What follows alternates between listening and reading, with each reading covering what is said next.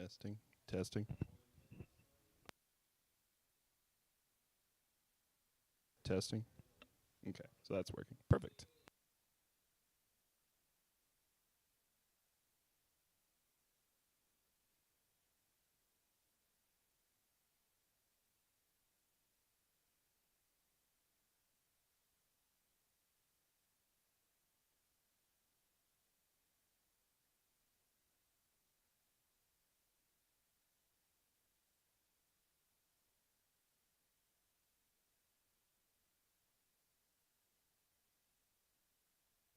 I have to use this just so people online can hear me. Not that I think you need this.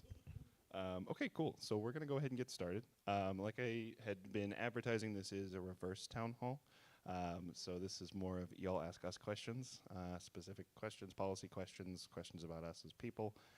Really anything that you're worried about or bring concerns to us, maybe something that's not on our platform that you'd like to see, things like that. Or a story you'd like to share.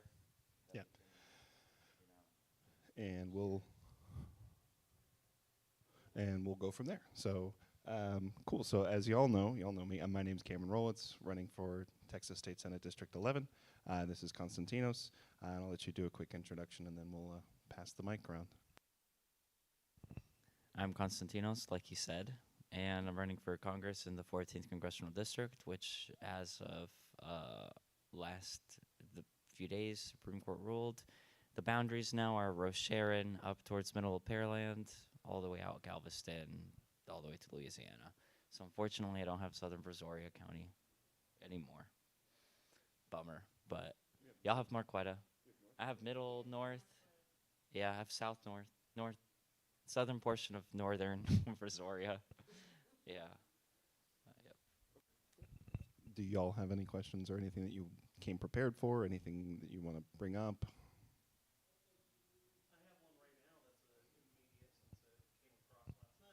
Sure. Yeah. Just so people can hear you. All right. There's been a recent development in Manville with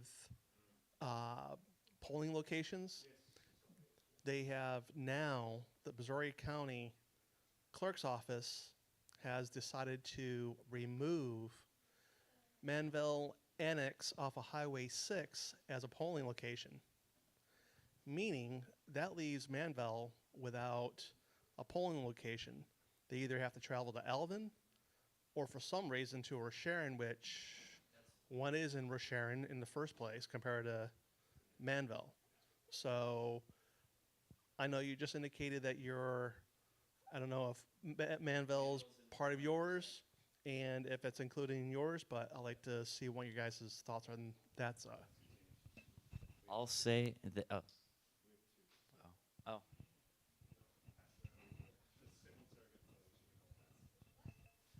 I'll say that that is voter suppression clear as day. What they're trying to do. It's no secret that Manville is growing exponentially, and the type of people that are moving there are families that care about, you know, healthcare and education and all that. Families that are horrified with what's going on, and they know that they would lose in uh, an election if more people from Manville can vote. And uh, I think we need an investigation. And they can't just say that it's for security concerns that they can close down polling locations. And they're trying to test out what they can do with Manville, in my opinion. And then they're probably going to close several more across Galveston County, Jefferson County, even in Brazoria County. So I'm very alarmed by that. There's not much that I think can be done other than speaking out and protesting, just because we don't have our district clerk, all of them are aligned. But that'll just make sure that we have to have a very robust get out the vote program, especially in Manville. County clerk. County clerk, which is why it's so, that position is very important. Who's been in that position for 20 some odd years. Yep.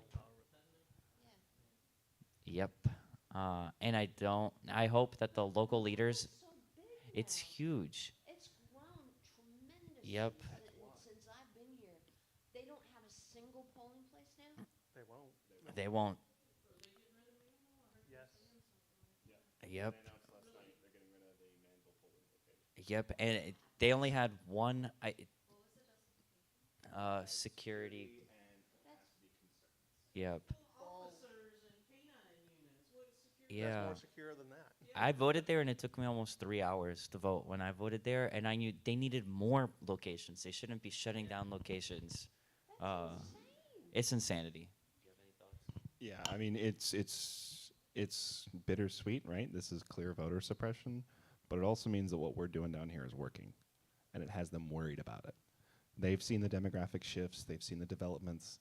This is their way of trying to suppress the increase in Democratic vote shares here in Manville. I mean, we've seen projections, we've run projections just to kind of get an idea of how Brazoria is going to go, how Manville, these individual towns are going to go. The projections are that they will go blue. Iowa Colony will go darker blue. Manville will flip to blue.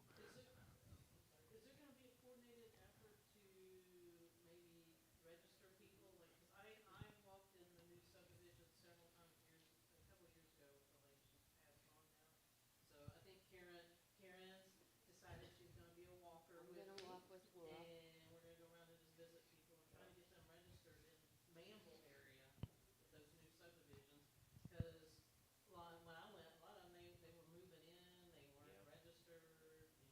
Even in Sierra Vista too, that entire area has it's gonna have tens of thousands of new people probably. Yep,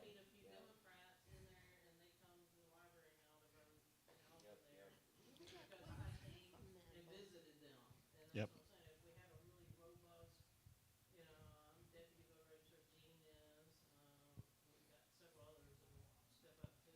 Yep. Yeah, absolutely. And that I was doing a block walk this morning, and it was looking through the lists of. I had minivan access for that brief period of time.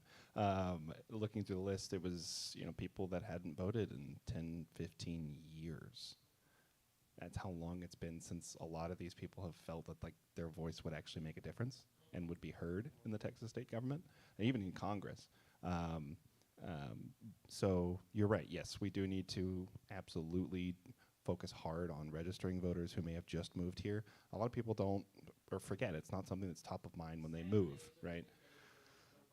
We are, yeah, we've been doing small events. We had the NAACP out at a block party that Sarah and I hosted in our neighborhood to try and register some voters, but that's the name of the game, I think, really, to get over the gerrymandering, even at the state level, and especially at the congressional level, is the people are here. We just need to go meet them and get them re-engaged. Right.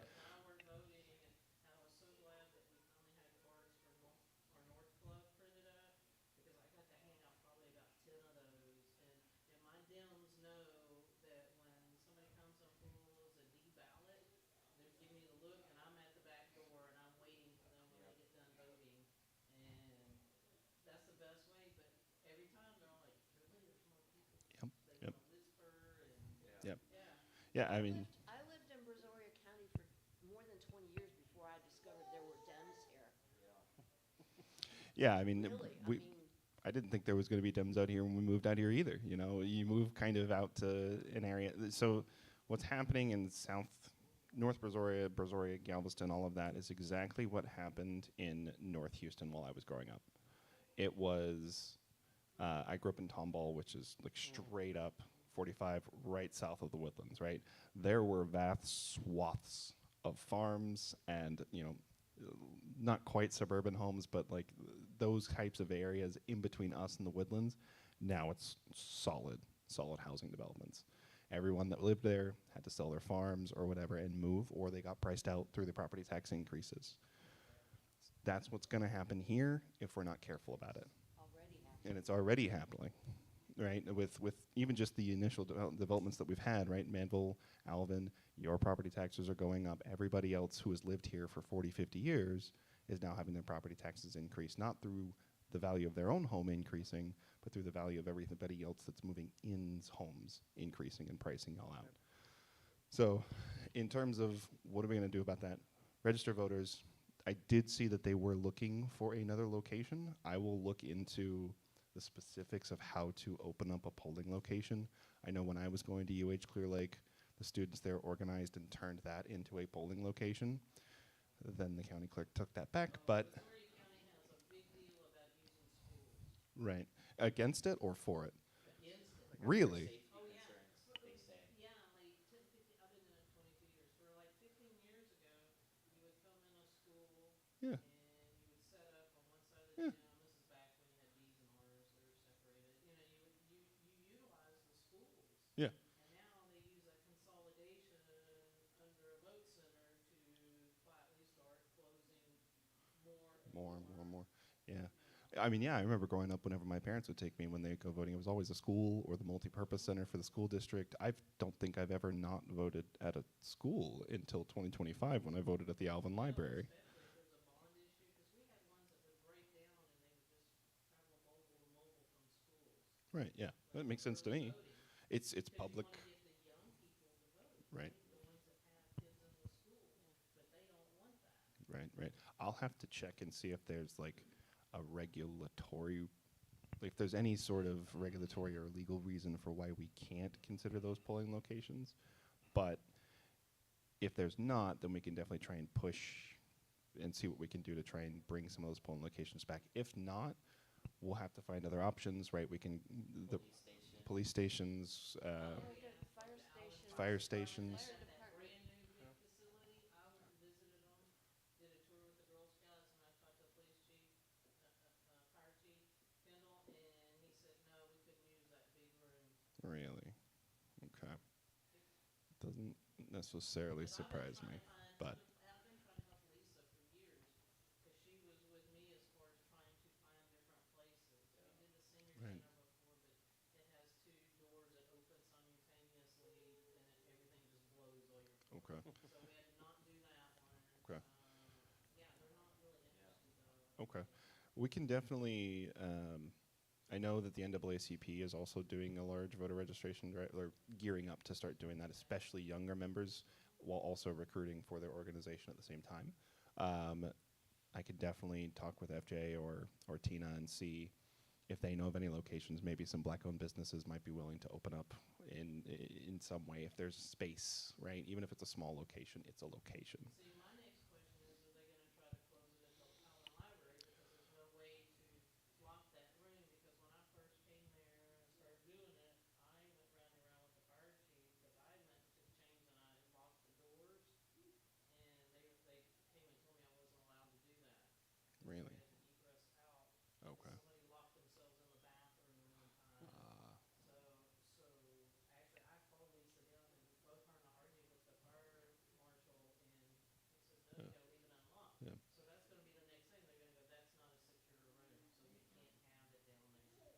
Okay. I guess I need to look into, that's a good point. I need to look into what they consider secure, because it doesn't seem to be anything concrete. Workers can go in and out of there the whole time, we lock up our poll Right, pad right, with right. any electronics like that, but the back of the Wizard of Oz machines,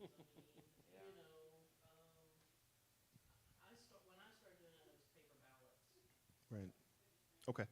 Manville just opened their brand new police department, and I've not been there, but it's a nice big building. Beautiful. It's And expensive. you would think It would be secure enough it to would hold the election. certainly be secure, And it's away from and it's not on the main Right. drag. Yeah.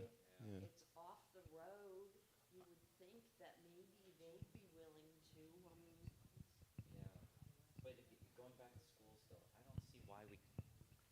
Going back to schools though, I really don't see why we can't have them in schools, especially in campuses where they have like auxiliary buildings or off to the side, like sports facilities or gymnasiums. Like schools are supposed to be. Favor of that, then that's only one vote we have to flip.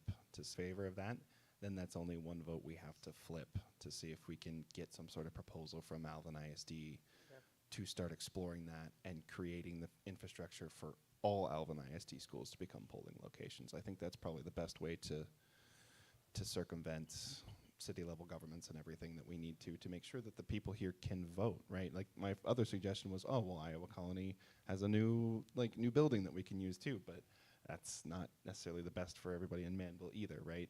So I think that'll be what we'll look into. I'll keep in contact with you from what we find, but that's a good thing to bring up. In terms of a coordinated effort to register people and get them out to vote, I have some concerns about that not being done. So when I started this campaign, my whole, I'm sure Cameron too thought the whole county would kind of, you know, do a concerted like voter outreach effort and all of that.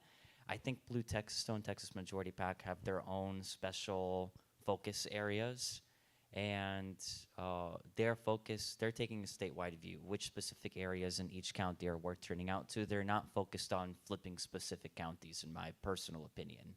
They're just going to try to maybe focus on 2 or 3 areas of Brazoria County where they think they can help their statewide candidates. So that's my personal gripe with Blue Texas. And I think they have a very tight grip on the local county parties all over the state, where the local county parties are kind of tied down to joining efforts with all of them. So, But that doesn't mean that we can't still. yep. No, Nancy and I used to go by ourselves. We didn't talk. Yeah. That's what I'm Yeah. That's why, yep. All of that will probably fall on our campaigns. I know a lot. We're going, yep. connect the clubs, especially right at the next CEC meeting. We Yep. can propose that as some sort of we can divide and conquer, right? We can divide and conquer. We can let Blue Texas focus on statewide and larger races. That's fine. They've got the resources. But in the meantime, we can get the clubs together and start pushing, doing these voter registration campaigns. You know, we've been doing such a great job at filling out our precinct chairs. The immediate next step after that, register voters. Figure out who's in your area. Each precinct chair we need to coordinate with very, very closely with, and I know many of our precinct chairs are doing that work, but for some of the ones that maybe just signed up or are still learning the ropes, we definitely need to be leaning on them heavily and supporting them directly with our time and whatever other resources we have. Yeah. Try to work each other's, and that's what I had talked to Karen about. You know, let's just knock them out. Go visit them, and that's when I got the popcorn and I made a basket. And I'm starting to go around and visit my constituents. Yeah, absolutely. And I think, Myself. yeah, perfect. Yeah, and we can definitely help with that too, right? We can set up, I have mobilized at least. I can partner and we can use that to help See, that's the thing spread all that of that I out. do. I will drive and I will walk. Usually I'm the driver, and I have the younger people do all the technology stuff. Yeah, we can take care of I'm not a techie either. Yeah, we can do the technology. we can do the social Yeah, media I'll outreach, drive, the campaigns on that regard. Kids, I've driven them Yeah. and dropped them off on streets before. Yeah. So. I really want to do like a grassroots coordinated effort Yes. and have like some type of like a centralized place where we like a communication channel or anything where we like all the people that are ready to just go out into the street and do it on our own, whether part of our campaign or whatnot, have like a hub to go to, and we're probably gonna have to build that. It's what I was talking about. Yeah. Kings Rally, right? Don't let this be the thing you do every 6 months. Don't let it Yeah. fizzle, right? And so we're getting to the point where there's been enough of a distance where we need to start kicking it back into gear to keep people interested, to keep people re-engaged, and continue to keep them engaged. We need to give them. I would say my personal goal is, I want to be able to have somebody have an event or some sort of protest or block walk or canvas or whatever in that town at least once a month, right? So there's at least something that's not, every week or every other week or, a couple times a week that people have to devote time to, but they can know, okay, on this Saturday of every month, this is when we're going to be here, this is when we're going to go out, this is when we're going to register voters, this is when we're going to talk to people. And that doesn't mean that in between us working with y'all as precinct chairs doesn't mean that we can't be out there in between, right? Like, Constantino's quit his job for this. I'm probably getting laid off next Friday. Like, there's I haven't heard anything from my company since I did an interview last week, but that gives us time, right? And right now, even though our campaigns don't have money, we have time and we have skill sets that can work towards that, right? So that's why we've done the town halls at libraries, right? That doesn't cost us anything to be here. This is all equipment that I have at home that I just assemble and bring up over here whenever we do something, right? So with these grassroots campaigns, not having money is not a bad thing, but when we do have it, it means we know how to make it go even further. And really, these campaigns work better doing it that way because it's no longer transactional in the relationship. It becomes, no, no, no, I want to know who you are in my community so that I can be there for you and represent you when I'm elected, right? And that's the kind of relationship building that needs to happen if we really want to flip this county, right? I mean, we talk about all the time, when was the last time that Americans or even Texans really dreamed about the future? Right now, everyone's thinking about the next month, the next paycheck, the next payment they have to make. I haven't considered like long-term plans that are rooted in reality in a while, right? Growing up as a kid, it was always That's really sad because you guys are young. You know? yeah, but it's also people who were looking forward to retirement and keep having to push it out another year and another year and another year. They're in the years where they should be able to rest and relax and trust that we can take things on and take care of them and not leave them behind, right? We got to bring back trust in each other, and we've got to bring the hope back, right? To bring back 2008 Barack Obama, that was what helped, was there was hope again that we could make the government work for the people. Granted, there were some realities that I don't think the vast majority of Americans, even myself, knew about, that when you do get into it, there are forces that are pushing back. But that's kind of what we've learned, right? If we're elected, it's going to be an uphill climb. There are some things that we can do to try and provide some immediate relief while we go and backroom deal with Republicans to try and get legislation passed. But even that's not guaranteed with how much of a stronghold Republicans have on all branches of our government in Texas. And that's kind of where we're at. We need to manage expectations while also reigniting hope in people again. Make Americans dream again, honestly. We haven't had that opportunity in a long time. And to that, what I tell people who are in a state of hopelessness and despair following November 2024, what I told them is Kamala Harris, I liked her. She was inspirational and motivational, and she did come short on a couple issues that I cared about. But that was a time where I feel like most of the country was very optimistic, that we were kind of similar to how we felt when Obama was there. We felt like someone who actually cares and is charismatic and inspirational is going to be in that seat. And then she lost, and people just lost hope. And what I tell people is that hope, that joy that we felt actually came from all of us, each other. Kamala Harris didn't come to Brazoria County and inject us with motivation and all of that. We all found it ourselves, and I think, it's hard to rebound just less than a year after that and find hope again, but the only way forward is through. We have to find the joy ourselves, and yeah. Yeah, I mean, to kind of end this point and kind of get to the next set of questions. I know we've kind of meandered, but there's a great quote from a show that I watched as a kid, which is basically like, in the darkest times, hope is something you give yourself, and that is the meaning of inner strength. And I think Texas Democrats have had just the faintest ember that we've been holding on to this entire time, and now's the time to fan it hard, because we can do it. The numbers are in our favor. As a qualitative data analysis, the qualitative data is in our favor. As I'm pouring through social media, as I'm pouring through these less hard number-coded data sets that we have, talking to people on block walks, these town halls, the individual connections, there's a real hope that's starting to build, and we need to make sure that we carefully fan it in a way that will spread to other people, right? At this point, we're doing what we can to reignite that hope, but we're two people, right?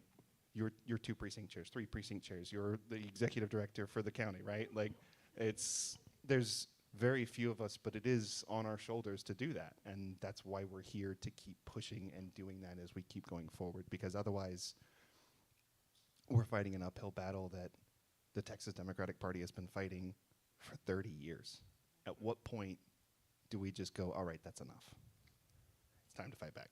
Yes? They've been fighting, but they've only been half-ass fighting. I'll agree with that. Because I was born in I have been trying to turn Brazoria County blue for 20-something years. And I mean, and you guys, y'all are like the closest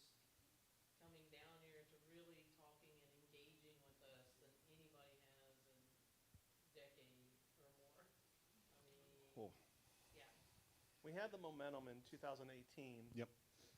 But we didn't have some of the candidates to back it up in all the positions. Yes. That's where I think this is going to be different this year than 2018. It's the same type of momentum, but now we have that many more participants, Yeah. active participants. I can confirm that we have more candidates this cycle than we probably ever had. And it's a weird thing happening all over the country too, because we don't have a strong like democratic leader, icon person to follow at the top. So it's all starting from the lowest levels going up. And for the past like 30, 40 years in America, this has never happened where, you know, from the lowest of lowest positions, people are motivated to run all the way up without having like a very strong current president, Democratic president, that people are being moved to. So I think in 2018, Beto had really great energy at the top, but that energy can't really infiltrate down to the smallest counties. That energy is very hard to reach Angleton, for example, if we don't have local candidates to lead a similar, similar type of, yeah, yep, yep. Yep. I think also this administration has, saved everyone from their imposter syndrome. They're like, well, if that idiot can do it, then like what? Yeah, exactly. Yeah. Yeah. Like everyone's like, oh, might as well. Yeah. Any other questions? Not to fully close the door, we can come back to that. But any specific questions? Anything that you're worried about? I know there were a litany of bills that just went into effect at the beginning of this week that are majority terrible, and most of them are some form of culture war bill, like SB 8. Both SB 8s suck, but this SB 8 is the trans bathroom bill. The ICE SB 8 technically does not go into effect until January 1st, if I recall correctly, but that doesn't stop sheriffs from just signing the 287G agreements with the federal government and circumventing that. In my experience, anything that's SB8 is terrible. Is it just a curse number in I Texas? think it is It is. because the 6-week heartbeat. Oh, that's right. That is also SB 8. Was also Yep. That's right. SB8. Yeah. So SB8 is just cursed. Yes, it's, it's just so much that went into effect. Any other specific questions or anything? We would actually, I know you missed. We were talking about the Manville polling location closing. Ah, yes, I saw that. I think that the reason given was security and safety, but I don't know enough about the area to really speak to that. Yeah, from what I understanding, it is probably one of the most secure polling locations they could do in Manville. And the other concern they cited was capacity. So of course, shutting down the only polling location will increase capacity, right? Okay, I voted 1900 as a former presidential at the Alva Library. I voted 1732, I think, this last election. Wow. 2 machines down, so we only had 18 machines and 8 people. Gosh, yeah. We were talking about different strategies of what we could do. We had talked about going to the Alvin ISD board, get the 3 votes that we are fairly confident that we could have, and then that means we only need to sway one person to put forth a proposal to turn all of Alvin ISD schools into polling locations. Yeah, I spoke with Monica, the county chair, about that, and she said that the concern that they've had for usage of schools in the past is there's sort of too much open access to the public, but you want the public to come in and vote, but you don't. But school security is a big issue right now also. So I really don't know how you. The Alva Library is real secure, right? Have you ever been there? Well, I just mean like when we talk about safety in the public schools, a lot of the conversation is around, well, the doors, for example. We have talked about doors so many times and not the actual, root cause for school Right, violence. right. And I think that the concern with using schools is that opening up that door to the public opens up the safety concern. I don't know.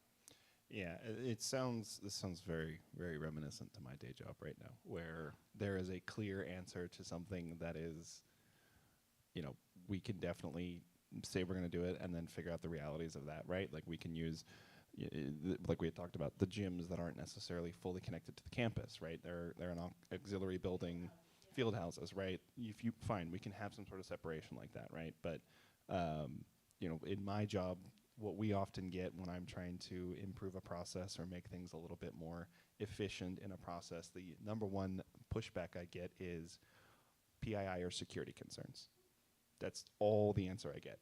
And then when I push back, I'm in the middle of doing that right now with our onboarding process of, what do you mean security concerns? How is a security concern? Explain to me specifically how it is a security concern so that then we can actually fix that security concern. But it's why we're not getting specifics, and it's just further obfuscation, right? Anybody can say security, and people take that as an end-all be-all answer. It's not. It's the same problem in data science, right? We're asking the wrong question. Why is it security? It's not why is it security, it's what is your security concern? What are the specific security concerns that you are worried about? Because if you don't have specifics, then there's no way for me to ever try and fix that issue.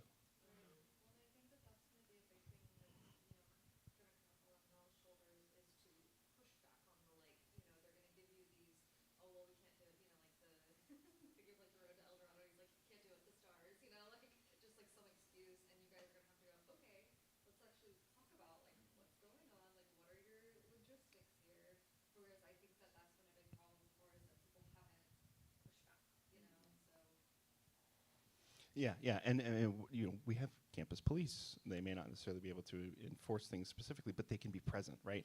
That's the whole point of the TSA, right? Was deterrent, right? That was our big word post 9/11 was deterrent. We'll just make it more difficult, right? We aren't going to go after specific things, but we're just going to make things really inconvenient to do. And now we're using that instead of saying deterrent, the excuse has changed from the word deterrent to security, which is another term for voter suppression and disenfranchisement, right? That's all it is, clearly. Because I bet you if we went to to the county clerk, which now I will be going to the county clerk and ask these questions of why are you closing these polling locations? If I get a vague answer of security, that's not an answer. That doesn't work in this world anymore. It may have worked 20, 30 years ago when people were like, yeah, sure, whatever. There's other options. We don't have options anymore. They've slowly taken away every single one of our other options or ways of navigating it because the real reason that they're citing is not security, it's not voter fraud, it's not safety, it's we just don't want you to vote, but we can't say that. Does anyone know when the county clerk is up for it's 26 with us? Has the person ever held a town hall? I assume no. No. This would be a great thing to demand, a town hall where we... That's very reminiscent of Georgia. Yeah. Exactly what happened was Brian Kemp and Stacey Abrams, of the Secretary of State, the administrator of the elections, was running for governor against somebody else, against a Democrat, and that just feels weird, right? The person in charge of administering the elections is now running for a higher office. Kind of weird, right? Now this person's up for re-election, now they're making it harder to vote. That doesn't feel like they are fulfilling the responsibilities of the office that they were elected to. So that is another thing. We can definitely organize some sort of way of having them have to make a public statement with specific answers, and until they give us specific answers, we're not going to let up. Because it's just a way of hand-waving, right? It's what the Supreme Court just did with their own maps, right? A hand wave, a stay, right? We'll deal with it later. We'll deal with it after we got the Voting Rights Act, and then we'll let you redraw your maps, right? Those are the kinds of things that we are dealing with, right? With our government, is at the state level, at the federal level. Anytime the citizens bring a legitimate concern or just ask for a little bit more clarity, specific answers, we get hand waved away. Don't worry about that. Just focus on your daily life and everything like that. Well, it's impacting my daily life now. It used to be that I was comfortable and just annoyed with how the federal government was working. Now I'm mad at how the government is working, and I'm very uncomfortable. And that is, according to a lot of our political theory, when the action starts. When people are uncomfortable, when it personally impacts them, then they start working. then they start mobilizing, then they start organizing, and that's what we're seeing. We've seen it in particular with pushback against ICE, of those they're giving up in many areas. They're just canceling the operation and leaving. Like in New York, there was 600 ICE agents that were supposed to descend on one street.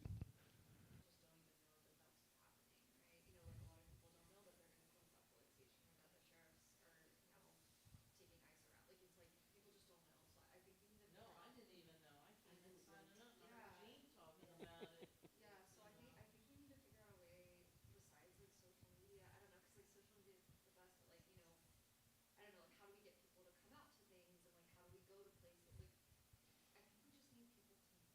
Well, Like Gene did a Black Lives Matter thing in Alvin, and we marched from the city all down to the police station Yeah. back, and had speakers, Yep, and yep. boy, they treated us like we were criminals. Oh, they had were on the snipers. rooftop, They had snipers on the snipers rooftop. on the roof, Really? Yeah, pointing at us. and yeah. There's Not the motorcycle guy with his long arm unattached. oh man. So And that guy, that old man in the truck that kept rolling by taking pictures of us. Yep. She was there too. We had time. Finally, I stepped out and learned on us. I said, "What? What? You want to take a picture?" Yeah. Well, I think that's to your point, Sarah, right? We had talked about it a little bit, I think, before y'all got here, but the precinct chairs, right, is the consistently being seen in the community builds trust. We can't just show up, hold one protest, hold one or two No Kings protests, hold one, gala, and expect people to see us there, right? We need to be at these city council meetings, these school board meetings, these parades, right? Local businesses partner with them, right? And in the canvassing, we can be out there, right? I think we're fighting the stigma, at least as Democrats, of y'all left us 15, 20 years ago and never looked back. Why should I trust you again now, right? Well, and the obvious answer is, well, because the other side's actively trying to harm you. But when there hasn't been the specific impact yet to those voters, that just kind of sounds like alarmist. I'm trying to give you a quick reason to get you on my side, right? It's very different when we've been out there, right? We had the No Kings protest. We had these town halls. We're doing these block walks. We're going to these city council meetings. We're going to the school board meetings. We're out in the community talking to people and being present, right? That's how people know that, oh, there are Democrats out here, and being loud and proud about it too, right?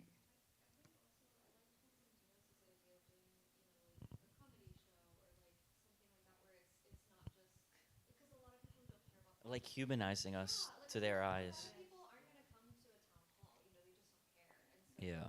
like maybe doing something like Constantinos for Congress, like Comedy. it's a comedy show, or just something where it's like people might actually want to come and bring their friends and like Yeah. or like something like that. Like a or- social. yeah, Uh, where it's not the church like softball leagues. yeah, something like yeah. that. I think just having more accessible thing, because Yep. again, like a lot of these meetings, like I love everyone that comes, but it's the same people, right? Because it's, really, Yeah. it's, Yeah. we don't have fresh faces coming in here because people just don't care, And so I think if we did something that almost like incentivized people to show up, like I don't know. Yeah, like it's something to keep them entertained and engaged. Yeah. Like that. Like I mean, I like the comedy show. I like stand up. Yeah. I think to that point, right? Like we're talking about creating a new third space, right? A new social third space. What is a social third place? Is essentially traditionally you've had work, you've had school, and then you had a place that after that you went and unwound, went and talked to people in the local community, right? It used to be Main Street in Texas. People used to go up and down, just sitting at cafes, talking with each other, right? We've been watching Gilmore Girls, and it's so frustrating because I watch it and I'm just like, look what they took from us. You're right. This is what small town America could still be, right? An engaged populace that wants to solve problems, not fight over who's right, right? Fight over morality, right? Like it's what my dad says, you can't really legislate morality effectively. It's hard to do. And so that is where, but it's a great distraction because it's a hot button issue for a lot of people. legislating morality. Culture war. Yeah.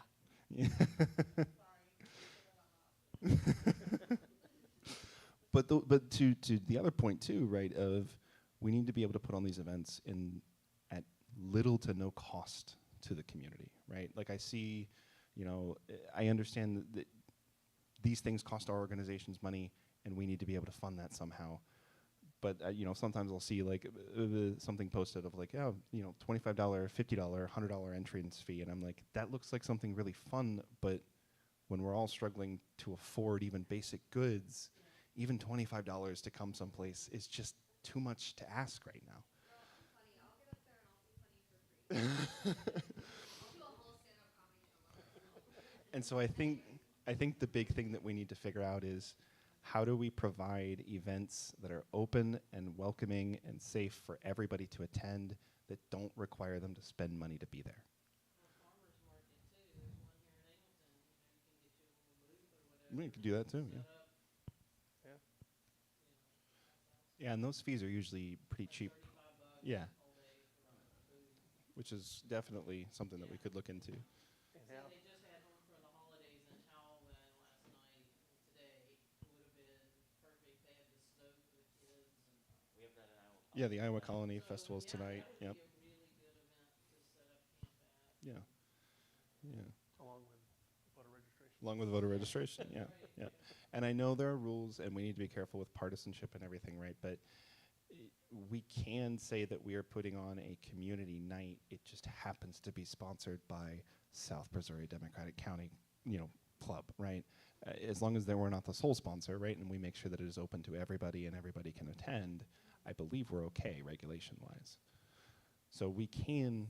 I will say that that's why we have the Missouri County Or Voter initiative. Initiative, Right. which is a great organization that can sort of foster that sort of nonpartisan space Right. that you might be looking for. Okay. Yeah. Slightly less partisan. Slightly less part. Yeah. Yes. Yeah. Slightly less. Yeah. But those are the kinds of things that we've been trying to come up with, and trying to figure out what is low cost, but has high return in meaning for people. Right. That's what people are really searching for nowadays: is a purpose, a meaning, a reason to keep pushing in this rat race that we're all in as the rules get harder and harder and harder and harder to understand and navigate. So we need to offer them something that's outside of that in the little bit of free time that they have, they can just go and exist and feel safe and connected with the community that they're in, right? Especially, from my background and a lot of people that I know, right? The third place, really the only social third place that still exists that doesn't necessarily cost you any money, is a church. Used to be that there were community nights, bingo night at the community center every week, or some sort of like kids mixer at the community center, every other month, right? There were different ways to get people involved at all levels, and those are the kinds of things that we've been looking into of how do we run a cost-effective campaign, and B, how are we enriching the lives of the community along the way, right? How are we connecting and sustaining that connection and building trust in that connection along the way, right? It's creating that space in a way that doesn't ask things of people other than, I just want you to be aware of what's going on. I'm not telling you which way to go or vote or anything like that. Just be aware. And give them something to look forward to. Make it fun. Make it something that people want to come to, right? That doesn't feel like they have to know people already to be part of that, right? I think that's another thing that we run into, is that the existing third places that we have are so deeply entrenched and everybody knows everybody already that to an outsider coming in or someone who may never have attended before, sometimes that feels intimidating, right? I remember my first Brazoria County meeting, I was like, I'm going to sit in the corner, and then at the last minute, I'm going to ask my question so that I can leave really quickly if it goes bad. And then we never look back, right? But for some people, working up the courage to even just ask a question at a meeting like that is difficult. It's a tall ask. Like it's very difficult for people to do. And so the easier we can make it, the better. And that's difficult, but like I said, there are options, and Sarah's great at it. she's been doing stuff like that for various different organizations throughout her life. So we're working on it, and it's definitely something that we do want to do, because the other thing too is these campaigns need to be educating as well, right? Because even if we're elected, I'm one man in the Senate, he's one guy in the Congress, right? It's a huge start, but it's very easy for everybody to gang up and say no to any sort of proposal that we try and present, right? It's a lot harder for them to tell me no if I come back home and say, all right, this group you're striking, here's the mutual aid, here's the groups that are going to support you, here's how you're going to cover your rent, here's the health care. We've already been through the education of what this would look like and how you're going to get through this. But this gives me the political leverage to go, I've got 1 million people that want this. 1 million people want this, and you're going to tell them no. Really? It's a lot harder to do that. And when one district does it, others will follow suit. And then it becomes a wave, the blue wave that we see and expect to see, right? It needs to keep going. You don't get one wave from the ocean. It's a continuous tide. And that's one of the things that's been very frustrating for me over the last 10 years is it feels like we get to an election, we win something, and everybody goes home. We did it. We saved democracy. No. No. Right. And I think that's the biggest thing that we've seen in Texas specifically is we win an election, everybody packs up and leaves. 9 months later, when we're all going, okay, here's the people up for election, where was all the infrastructure we just built? That's gone. I don't know, Pennsylvania? I don't know, but that's the kind of sustained efforts. We can't just treat each election as the end-all, be-all. We've done it, we've saved the day. We just started the chapter. We've gotten through the prologue. Now we're in the meat of the story. And managing those expectations is also key along the way. Sorry. Any other questions? I will sit here and rant about this stuff for all day, for the entire day, but you have Yeah. I have a question for y'all. So, no matter where you lived in the past, whether it was Brazoria County or anything, going back to 2008, even 2016, 2018, when we had some amazing campaigns, where do you think that they fell short? Like on their ground efforts?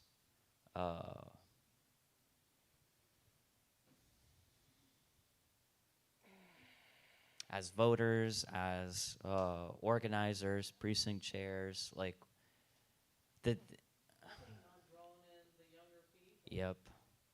You know, that they're always just trying to chase the mail-in ballots.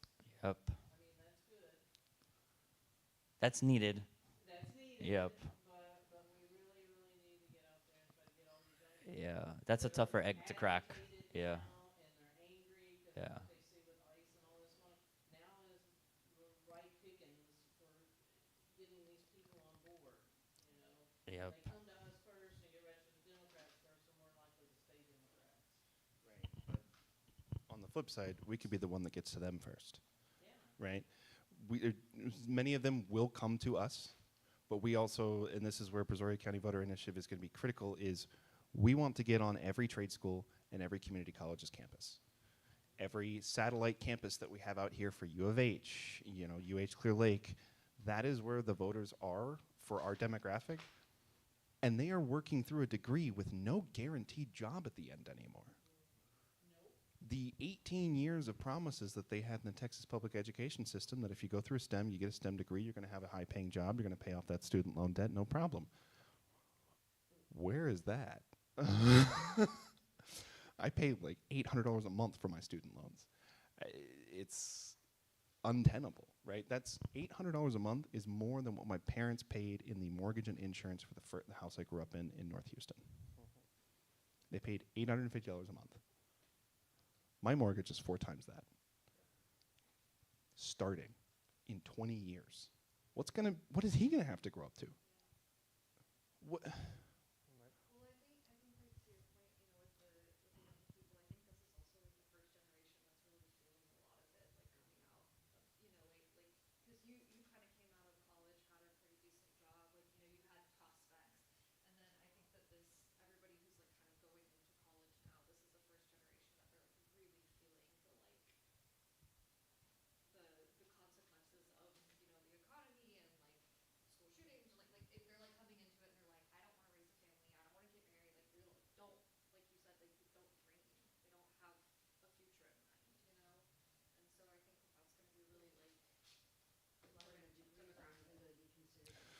right, right. Yeah, But yeah. they need to Why push the go trade into, schools, because not everybody is Not capable everyone of good. Yeah, going to college or wants to. or wants to. Yeah. But, you know, we've got all these older plumbers, electricians, you know, all of them are all Mm, retired, yep. and they need to see the value. There hasn't really been, for the state of Texas, to do a coordinated campaign to really push that these are good paying jobs. Yes, you may have to take a shower in the evening when you get home, but at least you're earning a decent wage. Right. Yeah. And the other thing when I was looking into that is the apprenticeship programs, the apprenticeship pipeline, which is critical for them to get their license and do everything. It's falling apart. It is getting difficult for even the kids in trade school to get their apprenticeships, right? Or because they are an individual, like a small business owner, they can't pay a competitive wage for the apprenticeship. And so these kids are graduating, they're like, Go in the union, you can shadow for 5 years and get paid, because my dad was IBW out of right, Galveston. right, You can get paid, and they'll pay for your schooling at night, and they pay you $25 to $35 an hour while you're shadowing somebody for 5 years. right, right. But To me, it's a no-brainer. it's a no-brainer, right? But there, you know, that may not be something that people are aware of, right? They may not know that those options are there, right? There's no education on alternatives to college or four-year degrees, right? I went through community college, then I went in, well, I started at a four-year, did not have a great time, went to community college, which is where I really took classes and kind of went, this is generally what I'm into, this kind of area. I'm going to take one class in each major I would consider.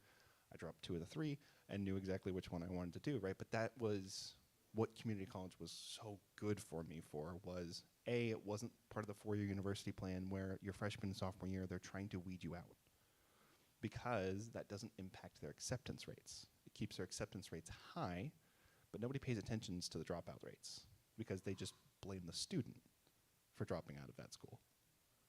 That's what happened to me. And then I went to Lone Star Community College, got my associates. My entire associate's degree cost less than one semester at University of Houston. And they are in a direct partnership. All of my credits transferred. The exact same class I would have taken at U of H, I would have paid $1,200 for. I paid $120 at Lone Star for, and it transferred 1-to-1. For complete when you finish your associates, all of those credits will transfer to public university. It's a nice break too. It gives you, for me at least, it gave a nice sense of progress of, I have done all the core classes and the intros for the major, right? And then I get to just jump straight into the meat of my program at the four-year university. It was very refreshing. It was very nice to do. College, most not community college, but Allen College, they're going to have 5 4-year degrees in it coming up. Perfect. Yeah. Yeah, and that's the need that's the other thing too is these community college are having to expand out into four-year degrees because the cost of the four-year universities is just it's almost 6 to 10 times the cost. It's absurd. But we also have to look at what we've been teaching kids, you know, for the 18 years they've been going through Texas public education system. That was the only option they knew of. I didn't even really know, like, the way that community college was presented to me was essentially like, you don't really want to go there, like, you might as well just start at the four-year university if you're going to do it. No. That was the worst advice I think I ever followed or listened to in my life, right? I lost $30,000 for 1 year at A&M. For 2 years. That's what my son will be doing. Go to the local community college because at 18, I thought I knew what I wanted to do. No. By 20, I had a clear idea and was starting to navigate, but I still wasn't quite sure. But that was when I was in the middle of doing my community college and starting over essentially at community college, doing the core courses, just getting that broad general foundational knowledge to then make an educated decision on which way I wanted my life to go. And when you're in high school, you feel like you've got all the time in the world and you feel confident that you're going to do that. No. when you're 16, 18, you don't know what you want. No, I didn't know. They're expected to, and that's absurd. I wanted to be a software developer. You start that job and you end up hating it. Yeah, you do. Right. You do. Right, right. And that's the other thing too, right? Is a lot of the times our schools are funneling people into things that they may be good at, but we never ask, is that what you want to do? Is that what you're passionate about? Because sometimes, even if you're not good at something initially, but you're passionate about it, that's what makes a difference. You're willing to put in the time to get better at it. And because you've put in that long, sustained, concerted effort, then you're actually better than if you had just done something that you were naturally good at but didn't really like. You got to have both. We need to give people something they want to do and something that feels good for them to do. But we really haven't been focusing on that last part for 30 years, in the state at least. I do want to say I'm excited to hear about the trade school focus that you have, because one thing that I think that the Democratic Party lacks on their platform is advocating equally for college and PhDs and master's degrees, but also blue collar jobs and training programs, and making sure that people can go through those and get the training that they need without going through periods of no income while they're doing all that training. Oh, see, the unions, that's a bad Yep. word. It's a horrible word. It's the I would boogeyman. ride the bus, and I would see the difference in our household and Yep. everybody else's household, and we got to go on 1 to 2 vacations out to California, and Yep. all this, and here's these people, and I would hear these people as I was going through the school system bad mouthing unions, and I'm like, Yeah. you know, Yeah. And so with my campaign specifically, I have Orange County and Jefferson County in my district, especially southern Jefferson County has like no education out there. And people both in Jefferson and Orange County raise their kids. Their kids then need to find work and jobs and to go to college. So they move 100 miles away, move to a different state, then never move back home. And I've realized that from every Republican's campaign going back, I looked back up until 2018 on whatever I can find online. None of them had like trade school fortification or any types of programs out there. So I do think this type of platform hopefully will resonate with them, because I want people to stay there, get the training that they need to work blue collar jobs in their own little hometown, so they never have to move away or see their kids move away and so forth. that fosters community. And that fosters community. Moving everywhere you can Yep. for community. And that's what they Yep. want, is no Yep. community. Yep. The term blue collar job has become stigmatized Yep. too. And there's nothing wrong with being an electrician or a plumber or a Nope. mechanic or anything. Especially when all those lifelong plumbers and electricians, they're all going to be reaching retirement age pretty soon. A huge swath of them already did. And it's going to give rise, I'm afraid, to corporate style, like corporations that do like plumbing and all that. We already see them, like like the national corporations that do pest control, for example. They're horrible. They're people that have no idea what they're doing, charging $100 a month to come spray something out of a can on your yard and then go away. And I'm like, will that kill my plants? And they're like, I don't know. Yeah. And they're all spraying and not wearing anything. Yeah, they're Yeah. not wearing Yeah. any protection. So I'm afraid, like, if the Democratic Party doesn't focus on actual blue-collar jobs and trading in trade schools, corporations are going to be like, well, that's a need, we're going to go in. Home Depot will step Yep, in Home and Depot. say, oh, we'll come fix your toilet for you. Yeah, I mean, we're even seeing like, I don't know if y'all seen this, but there's like a service that you can subscribe to for like, I don't know, $20, $40 a month, where when something breaks in your house, you can video call with a professional on FaceTime.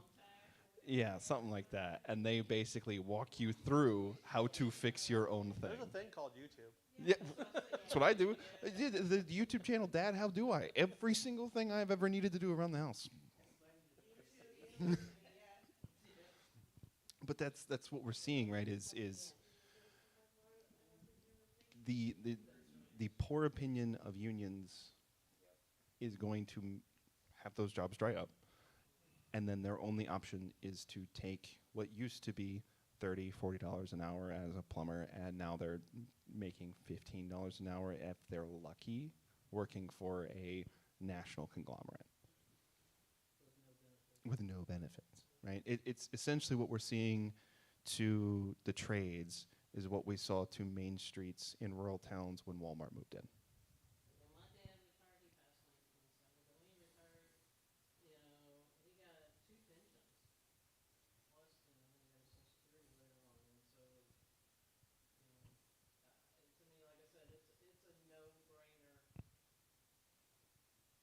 And I think the other thing too is we've, or at least Republicans, have stoked so much fear that people aren't even willing to try it.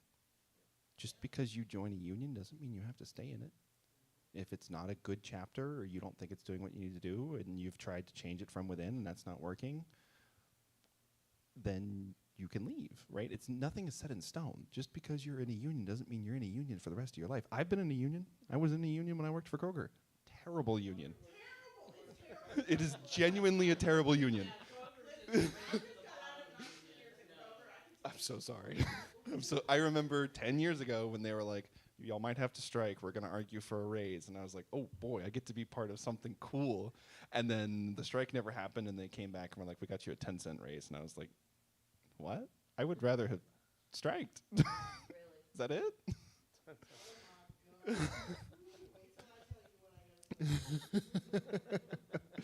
But that's. But I think that's where we are. Controlled opposition. I feel Control. Yeah. Kroger Yeah. specifically. But they're trying to race to the bottom with Walmart, though. That's what it is. Right. Right. Yeah. And that's the other thing, is that we've stoked so much fear that people feel immobilized to even make a decision. They feel like if they make a decision, that becomes who they are. That is what defines them in perpetuity. Doesn't have to. You can join a union, go for a couple years, make a bunch of money, save up enough money to, go to college and maybe switch to a different industry, right? Or go to go to trade school again for a different trade. You don't have to stay in that specific industry, in that specific union, if you don't want to, but people don't even want to attempt to even see how it would be. I don't think a lot of people even understand Or understand what a union does. I've never been union. Right. And I didn't grow up in a unionized family. Yep. So I understood what unions were, but the reality of them, I don't understand. Right, right. And, I'm an old person now. I can imagine younger people have no clue what Oh, unions yeah, are no. about. Mm-mm. Yeah, I don't think, No. thinking back, I think they were just kind of glossed over in history. Even though they were the bedrock for most of the massive systemic and structural changes that we have made over the 250 years of this country existing. We owe a lot to unions. Yes, we do. We owe our weekends to them. We owe 40-hour 40-hour work weeks, weeks. I have a teacher that has it weekends, all listed. holidays. It is. Yep. Yeah. No. It's that, and it's also just, again, it has been built up into this boogeyman that people aren't even willing to see. Take your money. Yes. And get nothing back for it, right? Right. Speaking of the free rider program you brought up, nothing to do with our campaigns, but I was looking into why conservatives who leave California come to Texas and move back to California. It's because they didn't realize how good life was in California living under Democratic trifectas. And they protest that, kick and cry and scream when they're in California because they think life is so bad that, I don't know, the little problems that they complain about. Then they move to Texas and they're like, okay, maybe I'm a liberal here in Texas. Same with Massachusetts, like when those people leave, yeah. They got something for the taxes they paid Yep. over there. They just Yep. don't realize that when you come here, Right. yeah, you don't have, you're not paying those taxes. Everything's now out of pocket. Yep. And the services that are available Are terrible. are terrible if they're available at all. If they're available at all. Yeah. I mean, Yeah. public transportation. Yes. About that. Yeah. Well, I mean that's the other thing too, right? The tax burden is significantly shifted in Texas onto the individual. In California, yes, you may pay what feels like more in taxes because you're paying a bunch of little taxes all over the place.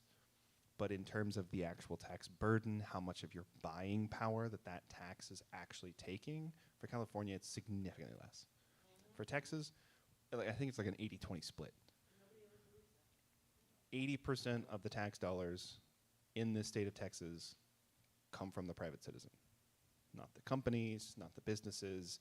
Our current franchise tax rate, which is our version of a corporate tax rate, is 0.37%, depending on the industry that you're in, or 0.72%, I think, or 0.74. 0.74.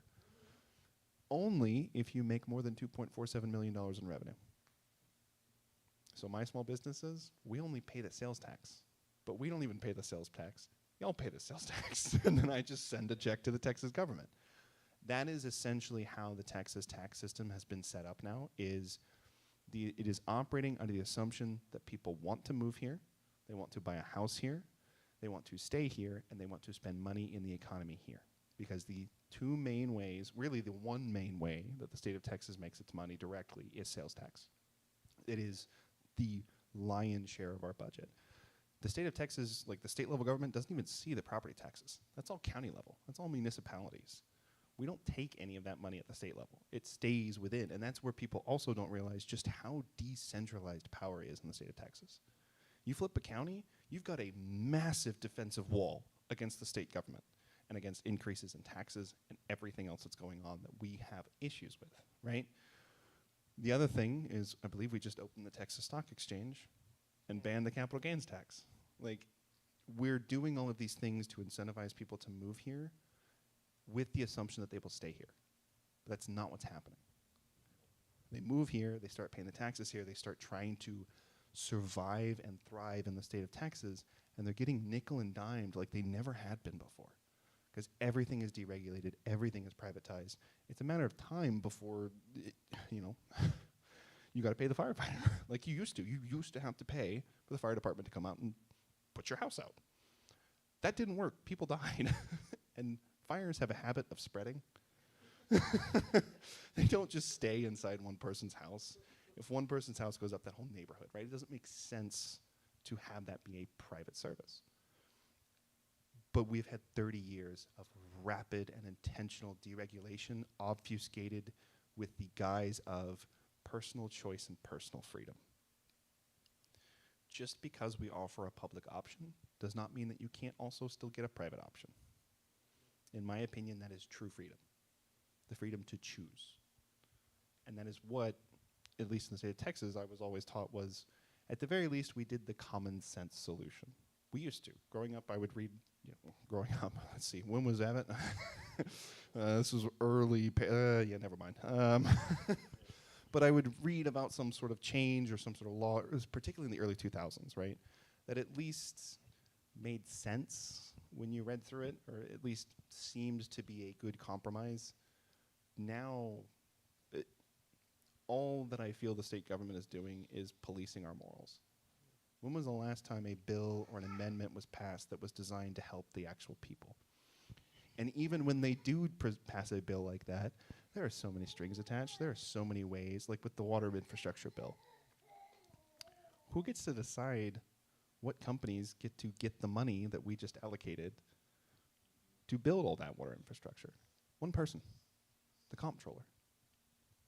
As a legislature, I can say this is what we're going to spend our money on, but I can't tell them this is who you're going to spend the money with.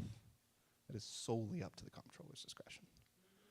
Which is why I have been trying to get very connected with our comptroller candidates, because half of my policy relies on a comptroller that's willing to do the work that I legislate them to do. We met Michael Lange. So a lot more I missed, but I have been talking with him indirectly on social media to try and connect with him. But the other thing that we're trying to do is do that kind of educational work.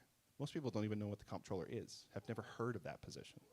It's basically the most power, the power of the purse, right? Our state legislature does not have the power of the purse.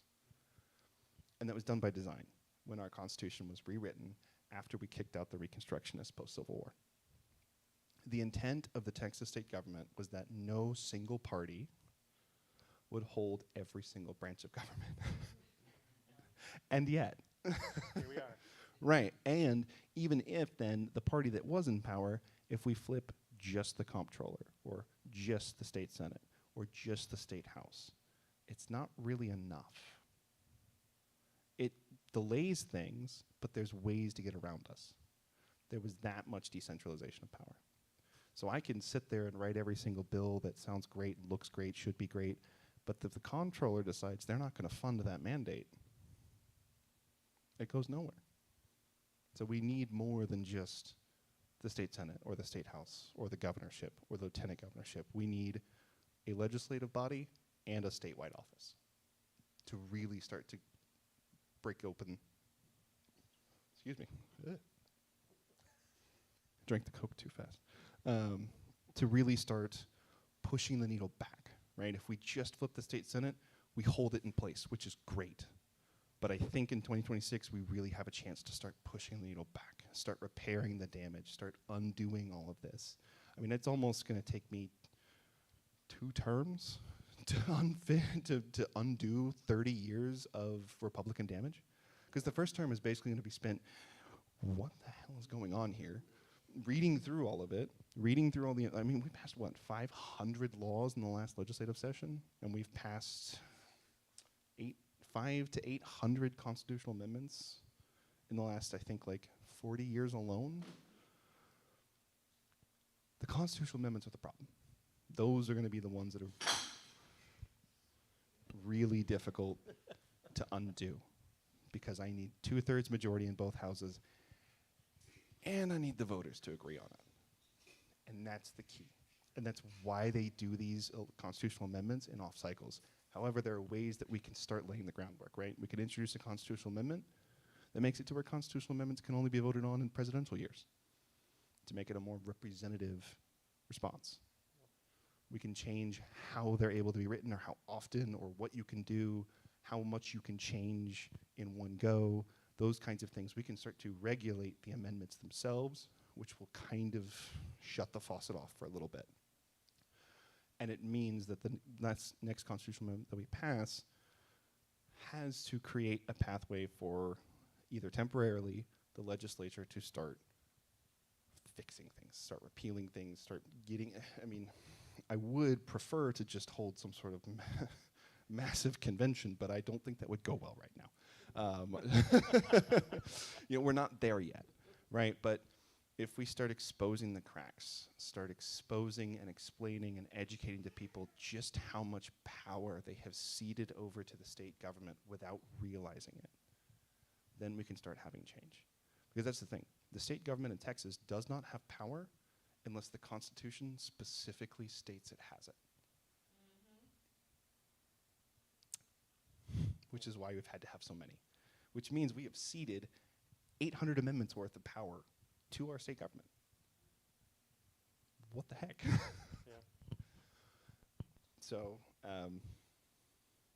yeah, it's a long road, but there's a way through it. There's ways to do it in ways that maintain integrity in what we're trying to do, and in a way that no matter which way you come at that amendment, it is intended to provide power back to the people, right? There is no sort of plausible deniability anymore of, I'm doing this for you while paying off my billionaire friend who gave me $1 million to get elected in the state. That can't be there.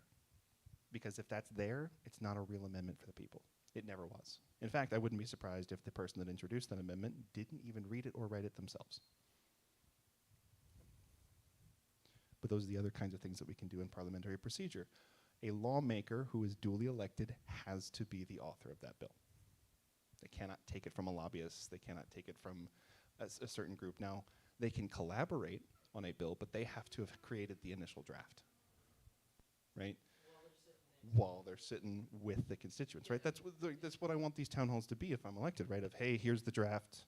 What do y'all think? What do we think about this section? This is what I'm seeing with this that might impact this. It should be, School of Rock growing up was always, you go to your representative, you say, we want this thing. They say, yeah, that's a good idea. They write it out and take it to Congress and get it passed. That was what I was told. That has not been the reality for as long as I can remember. And I would like to get back to that. I mean, the school vouchers is a perfect example. Perfect. Yep. The town halls, people were totally against it. The constituents were totally against it. I guarantee if you put school vouchers as on the ballot Yep. for Texas to vote, they will see there will be a 70+% that were against vouchers, but you still have the representatives and the members of the Senate still vote for it. I'm convinced that applies to every constitutional amendment that they passed. Every bill that they passed during special session. If they put maps on the ballot, I'm pretty sure they wouldn't have passed. Or they, yeah, it would be close, but I don't think they would Yeah, have those town passed. halls were 97%. Or if they were put against. the abortion bans on the ballot, I don't think those would have passed. They haven't. Has an abortion ban passed on a referendum ever in this country? Not that I've seen. Yeah. So, and they know that. And they know that everything that they do is deeply unpopular, which is why they are doing everything in their power to rig the 2026 elections. They lie. Yeah, that's why what makes our campaign so hard too is that there's so much lies and misinformation out there that we have to educate people, and that's the hardest part. Yeah. Yeah. Be able to navigate the own Texas Congress government website to figure out what is the bill version of the 7 I see listed here that actually got enacted. Because it's still not even really clear. Like it says a bill to be enacted. Yeah, no, this is the most 75% recent of one. the people that come in to vote ask us, what does this mean? And I say, by law, we can only Re- read verbatim exactly the way it is on there. We cannot give any inference or anything. Well, yeah, I know, but I need you just to tell me. Nope. Yeah, again, it gives Yeah. it like 4 or 5 times till they finally sink in that you cannot say anything about anything to them, and they Yep. don't understand. And then they'll go, I'm just going to vote yes for it. Well, Yeah. They always pass. They always pass. Which is ironic to me because it still indicates some sort of inherent level of trust in our government. Yep, yeah. There is still a belief that they are It's a still blind faith. trying to work for us. Because their church-going neighbor said, this is okay and this is what you should vote for. So without them studying it, they're going to go vote for it. little do they know that the state legislatures are punting that to, the voters on those constitutional amendments because they're preying on their constituents of not being educated on the subject matter. At least when it's in, at the state ledge, they have committees, subcommittees, their discussions going back and forth. Then there's a vote. You don't have that. Like you said, 75% of the people go into, and they don't even know what's on, what the constitutional amendments were in the first place. Right. What's going on? Right, right, yeah. So that's just preying on Yes. Yeah. the uneducated, and not saying uneducated because of their level of education, just not educated on the topics and the subject matter. I mean, I would That's- argue. Try to educate them on They're the feeding on that. table there that has the information. We put the League of Women Voters website on little Mm, pieces of paper. that was and my when favorite we one. Start looking, we're like, yeah, this is good. The state puts this out, but it really doesn't explain it. If you really want to have 3 pros, 3 cons, here, go to this website. Now maybe half of them might take it and go back, but the other half will go, I'm just going to vote. Yeah, well, I think the don't other know thing what's too already is done, I'll vote. once you're in that voting booth, you can't pull out your phone and look it No, up. no. You were locked in. But we give them pads of paper and pencil. We say, please study, please look at it, go out in the hallway, write down your answers. I mean, we Right, right. You're doing everything you can. ourselves into at least making sure people try to make an informed decision. Right. Yeah. Well, and that's the other thing too, right? It's why I think those little summaries are the most insidious thing, because those summaries are just the first paragraph of each bill or each amendment, and then when you read the rest of the amendment, it is entirely different from what that summary says. I mean, And they put a good spin on their version. they do. of what it Yes. is. Yes. So Yes. we look at it and go, oh, yeah, that sounds good. It sounds good. It always sounds good. It always sounds like what most Texans have come or previously thought their government was, which was the common sense middle ground. Hasn't been that way since the 80s. But that is what people have still continued to believe, is that by and large, the Texas government may not always agree, but it still can agree on the common sense kitchen table issues to help everybody, and that's just not the case. And like you said, the church, that's where the pastors The church, yep. get up and in code Yep. Yep. say things about not certain specific issues, Mm-hmm. but how they would vote themselves on things. And that just tells everybody right there, go vote the way I vote. Right, which is why rebuilding those third places are so important. Whoever leads those third places holds authority and influence in the community, and that is a lot of responsibility. And I think we've seen that some third places are not quite capable of handling that responsibility in an integrity-filled and ethical way. Unfortunately. So I know we've got about 5 minutes left before I have 30 minutes to pack up and get everything out of here. Any final questions? We can obviously keep talking while I pack all of this stuff up, but any final questions or anything that... No, but if y'all get a group together of young kids that want to go actual block walking, I will volunteer to be a driver. I'll pay for the gas, everything. You know, I will Yeah. ferry them. Okay. They need to go and put I'm them with out. you. The way I think it'll work, we'll probably have regularly scheduled type of block walks or something leading Yeah, up to yeah. the primary election. And I've been in contact with Houston DSA and UHY DSA, which is the University of Houston Young DSA chapter.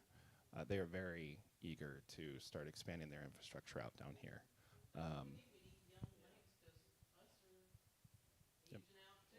Yeah. as Yeah, well. well, and UHY DSA is basically operating as the opposition to toilet paper. Turning Point USA.